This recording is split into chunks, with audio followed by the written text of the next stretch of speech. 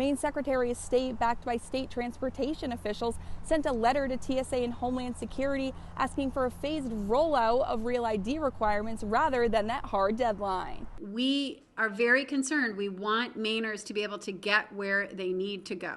The Department of Homeland Security has implemented a May 7th deadline requiring all airline passengers to have a federally recognized ID to fly domestically. But Maine state officials are asking for what they describe as a mulligan. It's important to join the call today on TSA to take a phased approach and issue warnings to Mainers rather than subjecting them to delays that may interrupt travel at Maine airports. According to the TSA, after May 7th, travelers flying domestically that don't have a real ID, passport, or other acceptable documents will be subject to secondary screenings at the airport, meaning possibly being delayed or prohibited from traveling. The state of Maine is going to comply with federal real ID.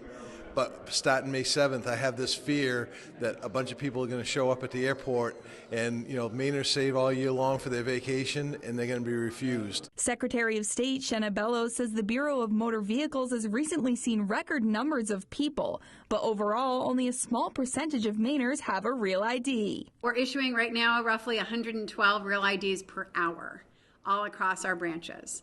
But we know that as of April 1st, only 27% of Mainers had that real ID, and we are concerned. Bellows says a phased-in suggestion would allow Mainers to continue flying without those credentials and instead be given a warning. The letter talks about Mainers specifically, but it is a call for a phased-in approach and warnings that would truly be nationwide.